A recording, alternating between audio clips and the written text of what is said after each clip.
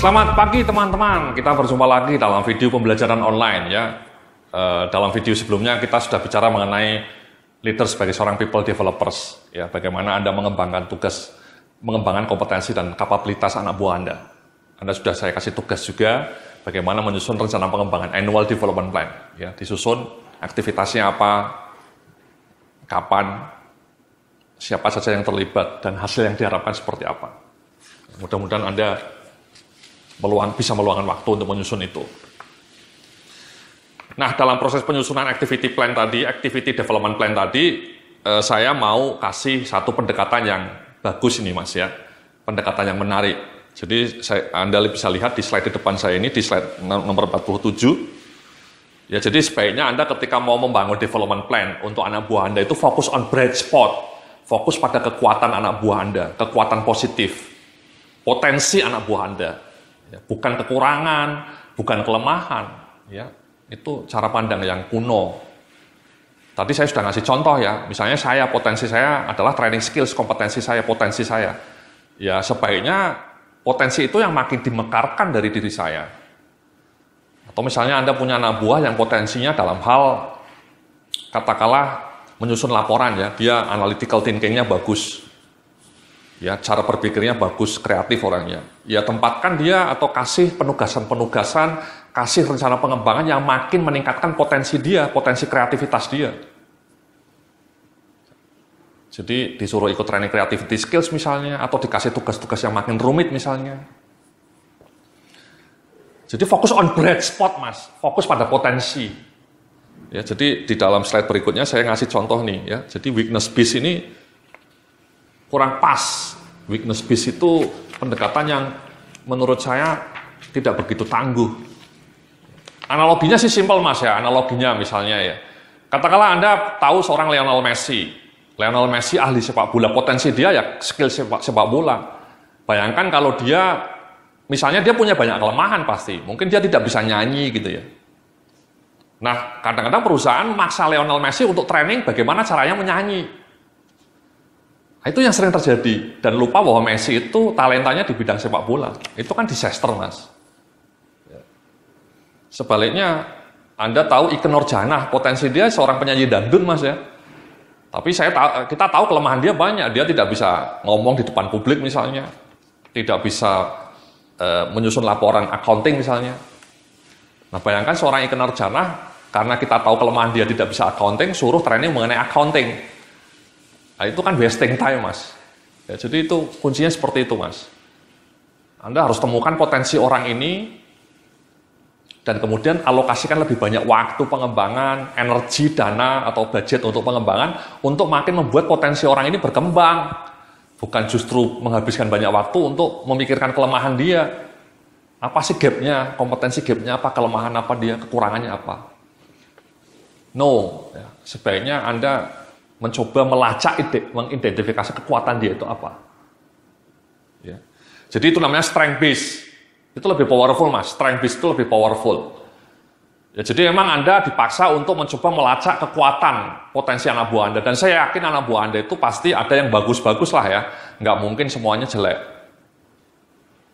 Ya. Cuma memang kadang-kadang kita itu instinctively manusia ini dalam studi-studi psikologis memang menemukan orang itu lebih mudah melihat kejelekan orang lain, Mas. Begitu orang lain itu melakukan hal negatif, kita langsung peka gitu ya, sensitif. Tapi begitu anak buah kita melakukan ribuan pekerjaan yang baik, kita tidak begitu sensitif. Ya.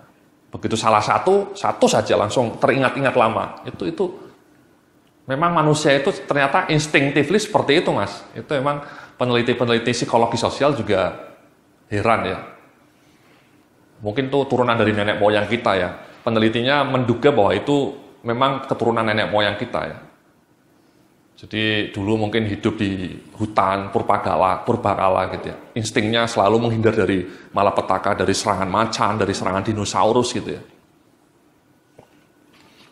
Jadi selalu mengelak dari bahaya. Jadi kita cenderung lebih peka terhadap mara bahaya, lebih peka terhadap hal-hal yang negatif. Sampai sekarang. Nah, itu salah. Sebaiknya kita fokus pada potensi sekali lagi. Jadi strength based, Mas. Nah ini memang tidak mudah ya, tapi saya yakin Anda misalnya punya 3 anak buah sekarang ya. Tolong Anda renungkan, sekarang juga renungkan, kekuatan dari 3 anak buah Anda itu apa? Renungkan, Anda tuliskan itu. Potensinya apa dari 3 orang ini? Apa kelebihan dia? Lupakan kekurangan dia, lupakan. Lupakan saja, ekstrimnya gitu, peneliti mengatakan lupakan saja. Anda fokus benar-benar pada kekuatan dia, kelebihan dia apa. Anda tuliskanlah kelebihannya apa. Nah, nanti ketika ketemu Anda sesi diskusi untuk menyusun annual development plan, Anda fokus pada kekuatan itu, dan kemudian trainingnya, coachingnya, mentoringnya, penugasannya dikembangkan berdasarkan analisa terhadap potensi kekuatan itu, bukan terhadap kelemahan, gitu ya. Itu namanya strength based, Mas. Ya, jadi sekali lagi, ya, again, tolong Anda identifikasi kekuatan anak buah Anda 3 orang. Anak buah Anda sekarang yang Anda miliki misalnya 3 atau 2 atau 4 atau 5. Betul-betul Anda fokus pada potensi dari masing-masing anak buah Anda. Fokus pada kekuatan dia. Renungkan baik-baik, ya. Ingat baik-baik apa sih kekuatan si X ini, si Y ini. Dan kemudian kekuatan itu dijadikan fondasi untuk menyusun annual development plan dia. Sehingga rencana-rencana pengembangan dia itu justru makin memekarkan potensi dia. Itu Mas ya. Nah ini di dalam slide berikutnya ini saya bilang positive labeling, ya, Pygmalion effect, ya. Ini nama sebuah efek yang terkenal dalam dunia psikologi karyawan nih Mas. Jadi intinya Pygmalion effect ini adalah prasangka Anda terhadap anak buah Anda punya pengaruh nyata terhadap kinerja dia Mas. Jadi kalau dalam prasangka kepala Anda itu Anda fokusnya kekuatan, Anda prasangkanya baik, Anda selalu melihat sisi positif dari anak buah Anda dalam benak Anda, maka anak buah Anda benar-benar kinerjanya akan menjadi makin positif. Sebaliknya kalau dalam prasangka Anda, dalam benak Anda itu selalu fokusnya hal-hal yang negatif, selalu terkenang-kenang dengan sesuatu yang negatif dari anak buah Anda, selalu prasangkanya negatif, maka benak Anda itu menular Mas. Dan kinerja anak buah Anda benar-benar menjadi negatif. Itu surprising itu. Itu based on eksperimen, Mas. Jadi dalam eksperimen itu ada 2 grup. Ya, ada 2 grup. Kelompok yang satu supervisornya diminta membayangkan hal-hal yang positif tentang anak buahnya. Yang grup B, atasannya diminta membayangkan hal-hal yang negatif. Brekele itu lalit anak buahnya itu lalit, tidak bisa mikir, lambat, ya, tidak disiplin, tidak termotivasi, dan seterusnya. Sementara yang kelompok A, supervisornya diminta untuk membayangkan anak buah Anda itu hebat, rajin, tekun, punya dedikasi, ya, bekerja dengan gigih.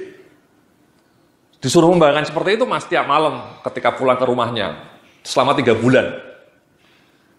Ya, kemudian dalam setahun dilacak itu kinerja kelompok A sama kelompok B. Pekerjaannya sama, gajinya sama, situasinya sama. Kinerjanya mana yang lebih bagus Mas? Pasti ternyata A Mas. Jadi kinerja A itu 3 kali lipat lebih bagus dibanding kinerja B. Hanya karena atasannya diminta membayangkan prasangka-prasangka positif terhadap anak buahnya. Itu namanya Pygmalion effect. Ini sama dengan pendekatan strength based tadi Mas. Kalau Anda pendekatannya melulu pada kompetensi gap, kekurangan, kelemahan, ya, anak buah Anda akan kekurangan terus. Tapi kalau Anda Pygmalion effect-nya itu positif, ya, membayangkan labelingnya itu positif, anak buah Anda itu hebat, dan Anda selalu fokus pada potensi dia, kekuatan dia, kelebihan dia, kinerja tim Anda akan lebih melejit, Mas. Insya Allah. Ya. Jadi namanya positive labeling, Mas. Membayangkan, melabel hal-hal positif mengenai kinerja tim Anda. Itu penting, jadi tim Anda juga semangat kerjanya menjadi lebih positif. Karena Anda tidak ngomel-ngomel doang, ya, mengkritik, ya, memarahi anak buah, mengomel-ngomel anak buah Anda, memarahi, itu kan negatif. Kita spiritnya positif, Mas. Energinya, auranya itu biar positif, Mas. Aura tim Anda itu menjadi lebih positif. Dan itu membuat anak buah Anda bisa berkembang menjadi pribadi-pribadi yang lebih optimal. Oke. Jadi seperti itu Mas ya, slide tambahan untuk leader sebagai people developer. Think positive about your team, ya. Think positive about your people. Maka keajaiban kinerja akan terjadi. Terima kasih, sampai jumpa dalam video berikutnya.